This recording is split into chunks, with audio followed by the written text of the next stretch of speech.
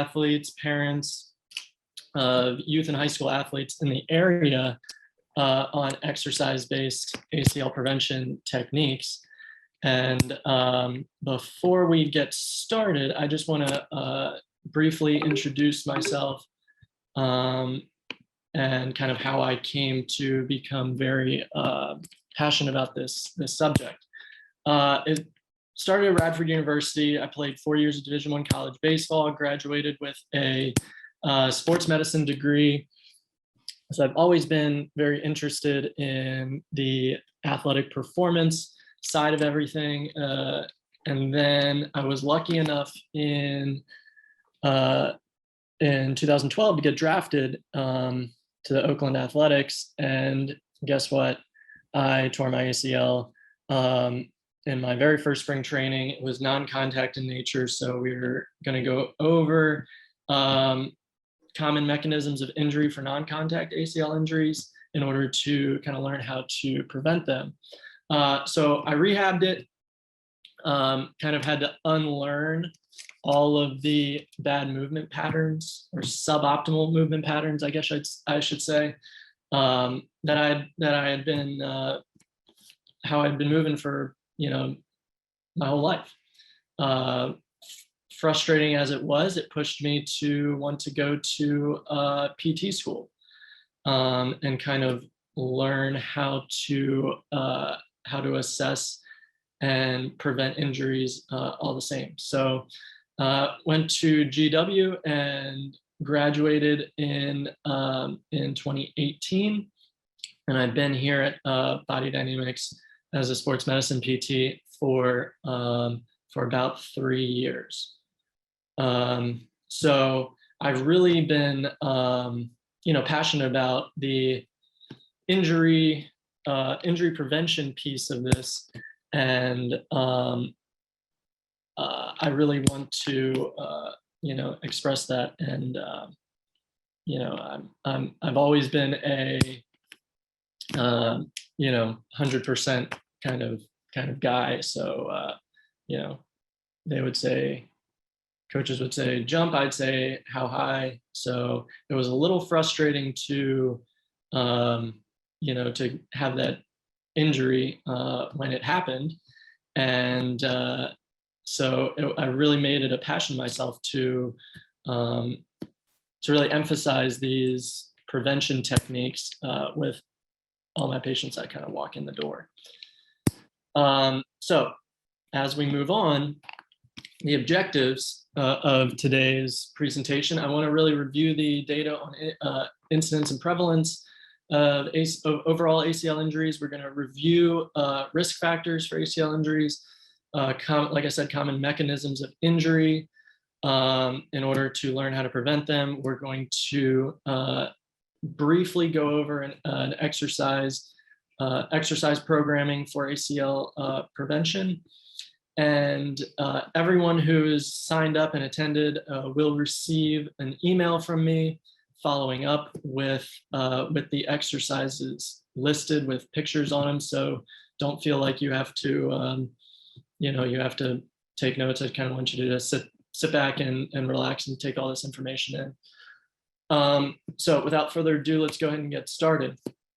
Commonly, ACL injuries, and you think about it, as you get more and more active, the incidence of ACL injuries get gradually higher and higher. So if you think military and professional athletes are a little bit, they're a little bit more prevalent than amateur athletes, which are a little bit more prevalent than your national population, your your weekend warriors. So pretty logical there. Now, incident rates, I don't want you to get hung up on the numbers here, just really, really looking for comparison sake here. About over 1%, so it's pretty high in soccer, fairly high in basketball and football. And if we kind of go all the way down to dancers, 0.04% in dancers over like a 5-year period. I found this surprising, but you know, we're going to go over how we can kind of take how the dancers approach to running and jumping and landing, especially, and what we can really take into and implement into soccer, basketball, and football. You know, we could obviously debate, you know, dancers being a more controlled environment versus soccer, basketball, and football. You know, it's a much more uncontrolled environment when it comes to those competitive sports. But there's also definitely stuff that we can take from the dancers' literature and implement into all of our athletes. Now, the NCAA reported 60% of ACL injuries, and then 59% of ACL injuries total were non-contact in nature. Okay, so you know, we could you can make the argument, if we, you know, really practiced these movements, these very basic movements, practice them with good form, and you know, had the right things in mind when we are practicing them, maybe we'd be able to lower that number as we kind of educate our athletes. So we're going to go over the mechanism of injury for non-contact ACL injuries. So taking a step back, so dancers, what's the difference? So there is pretty good evidence that says landing mechanics tend to falter when an athlete or a dancer is fatigued. Okay, and what dancers do, okay, they work extensively on their landing mechanics, balance, alignment, kind of the aesthetic of landing. So making sure that, you know, they're landing with good form. That's essentially part of their sport. So they really want to look, you know, look good and have proper alignment, and they work endlessly on that. So this extensive training, all right, not only improves that kinesthetic awareness in the body, so where that knee is in space, but it also improves the endurance. Okay, if we can lengthen that onset, we can you know, create a little bit greater buffer in our athletes so that they don't get fatigued as quickly, therefore they aren't, their mechanics don't falter quite as much, you know, say in the fourth quarter or the ninth inning or whatever it may be, you know, later on in the game, later on in the season, you know, making sure that they have that, you know, the endurance that they need, and that they're always in that optimal alignment. And we're going to be going over that extensively. So non-contact ACL injuries. So kind of keeping it fairly basic. If you're in the strength and conditioning realm or the coaching realm, you know, some of this might be review for you, but it's good to it's good to review, and it's good to make sure that your athletes know this as well. So most likely it happens during either acceleration or deceleration movements. So think about, like, you know, that first step power or landing in from a jump.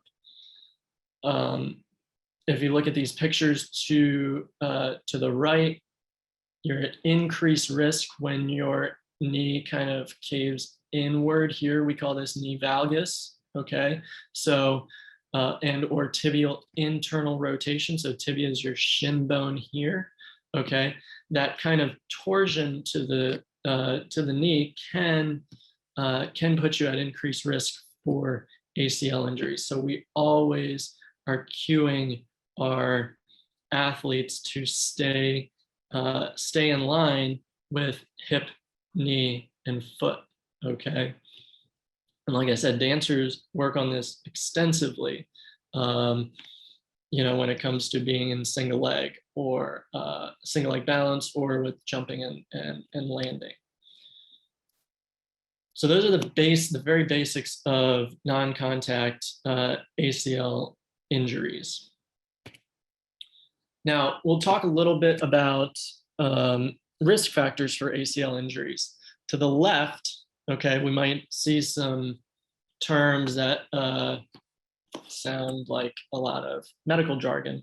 These are things we can't really necessarily modify, or we can't really change, okay? That just, you know, it is what it is, okay? You know, if your patient or athlete has a little bit more joint laxity, you know, they, you know, that's a risk factor you're just gonna have to, you know, keep in mind. If they've already had an ACL reconstruction, they might be at an increased risk of another ACL injury. So what I really want to focus on over the next couple slides is the right side, okay?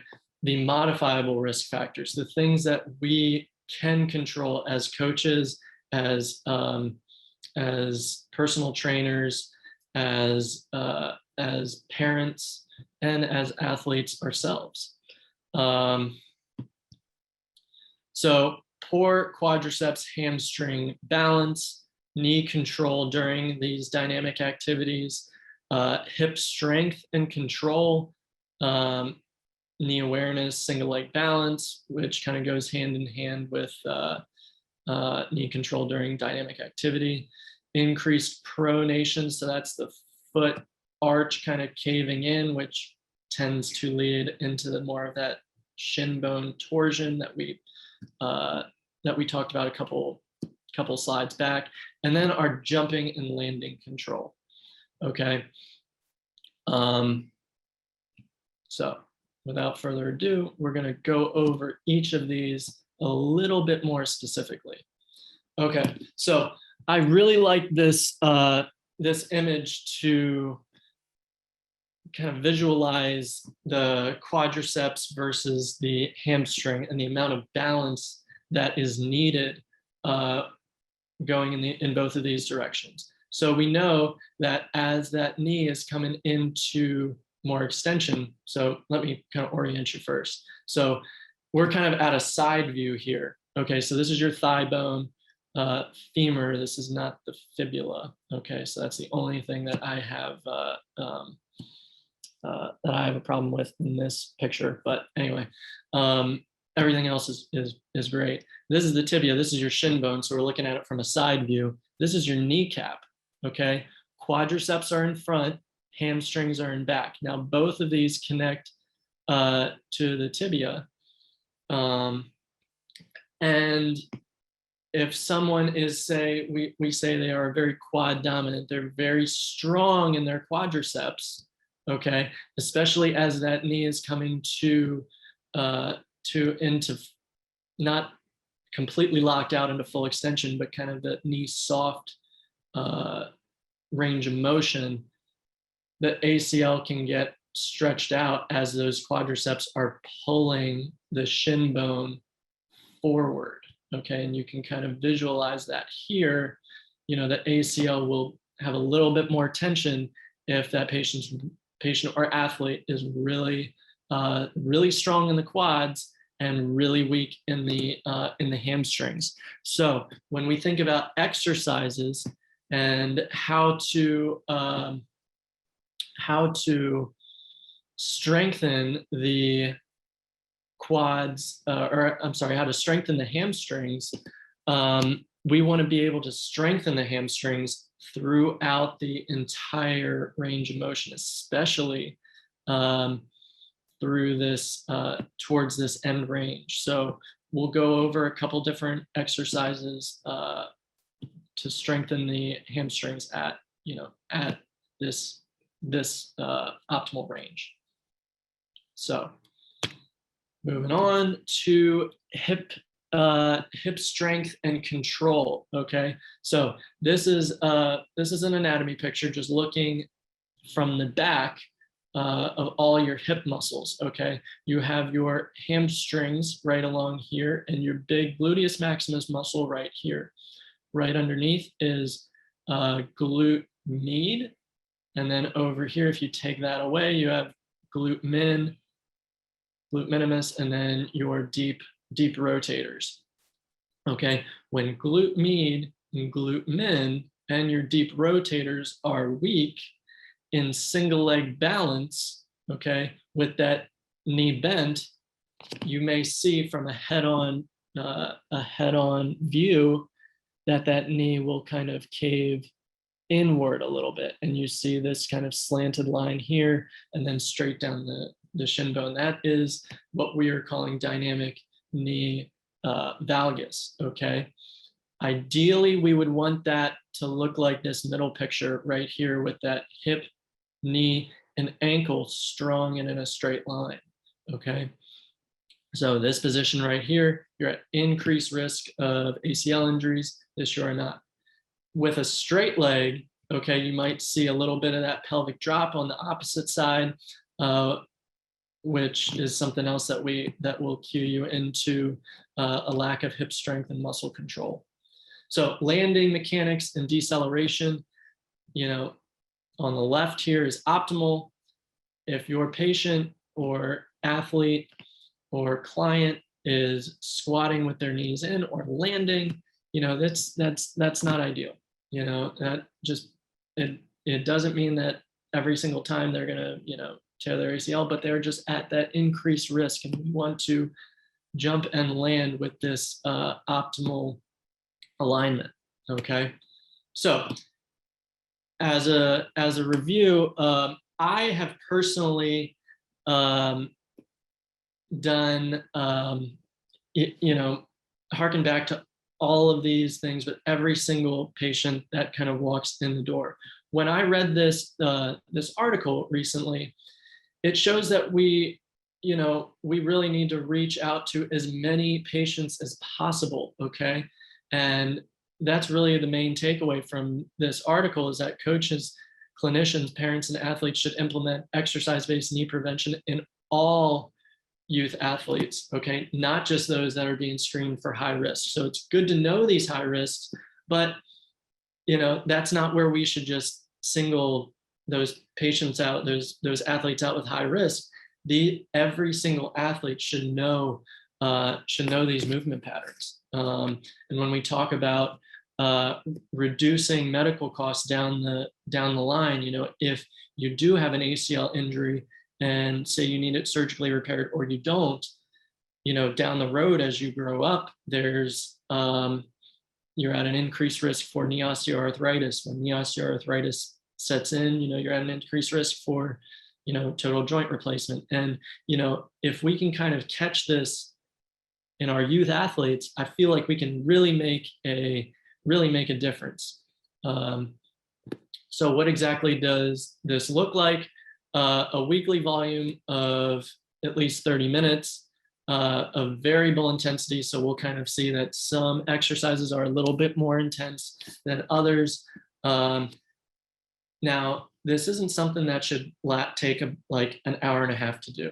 Okay, this is 20 minutes prior to games, prior to practice, prior to events. But I want to emphasize high compliance. Okay, this is something that needs to be practiced. This is something that you really need to refine with your athletes. Okay, and when we talk about the different components of ACL prevention, you kind of hear that dynamic stretching, and even as an athlete, I heard it myself. You kind of roll your eyes like, okay, here we go again.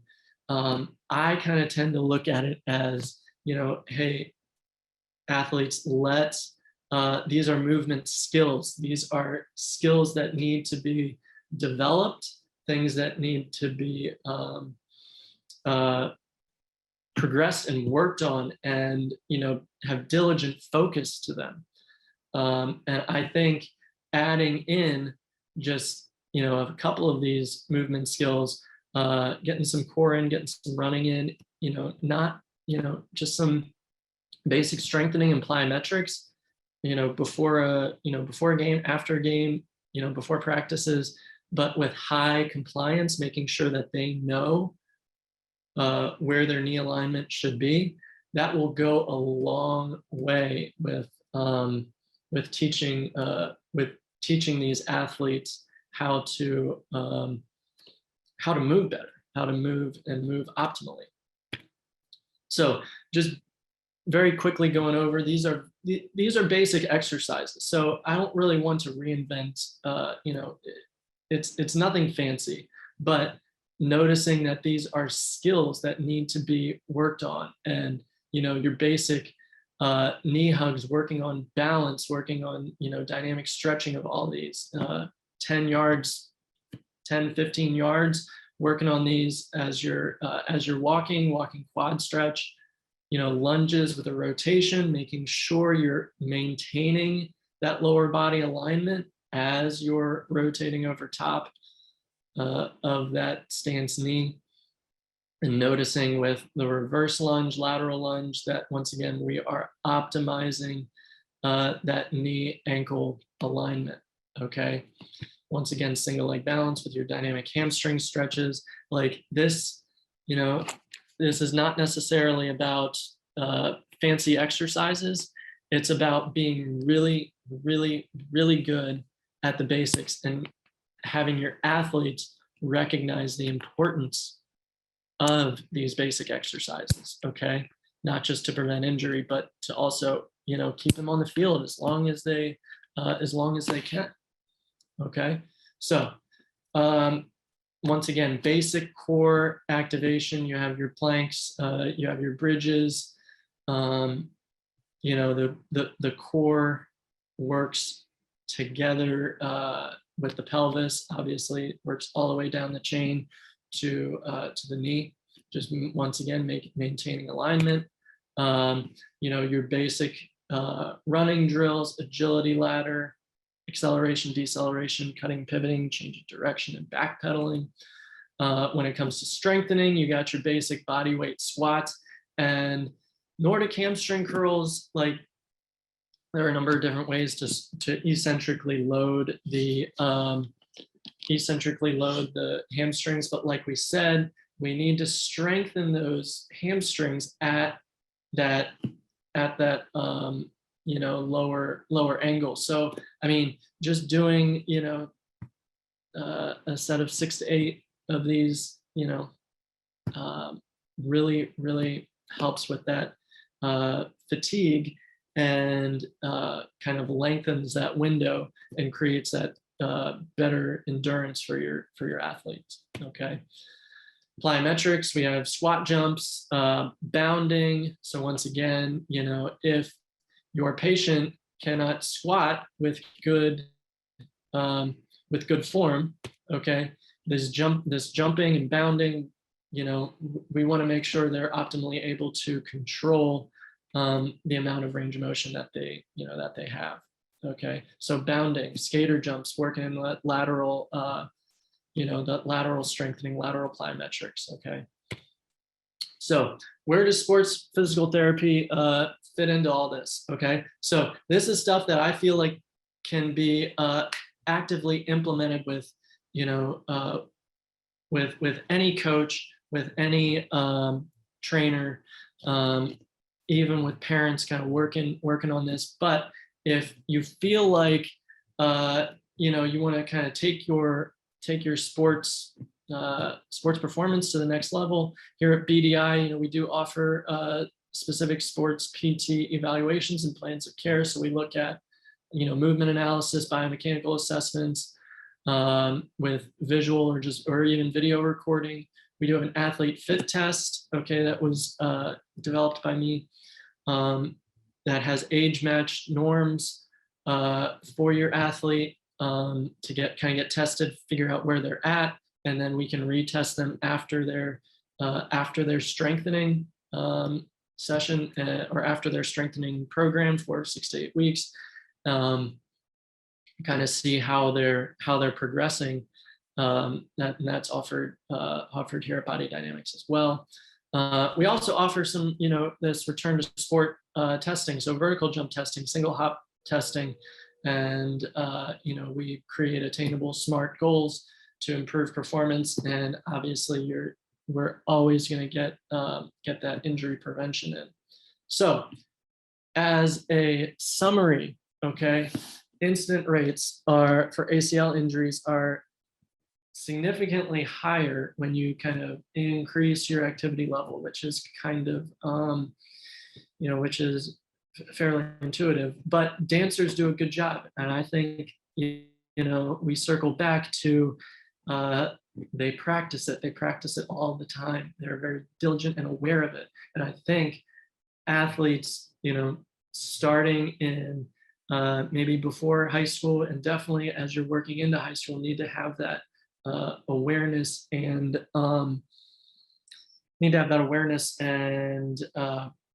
ability to practice, and definitely the focus of that needs to be really high.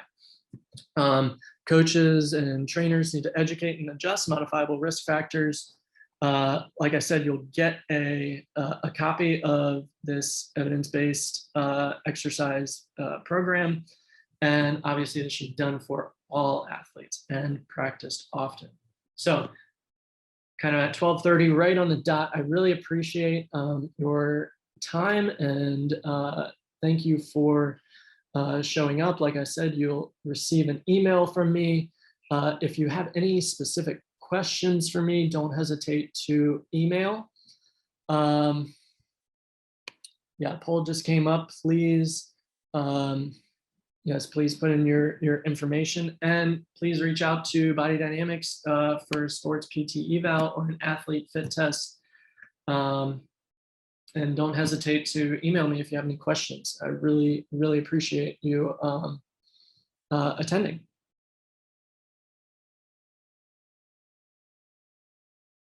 Thanks, Matt. You're welcome. Have a great rest of the afternoon, everyone. And again, don't hesitate to reach back out if you have specific questions. Matt would be more than happy to answer them, but we certainly value your giving us your time this afternoon. Thanks.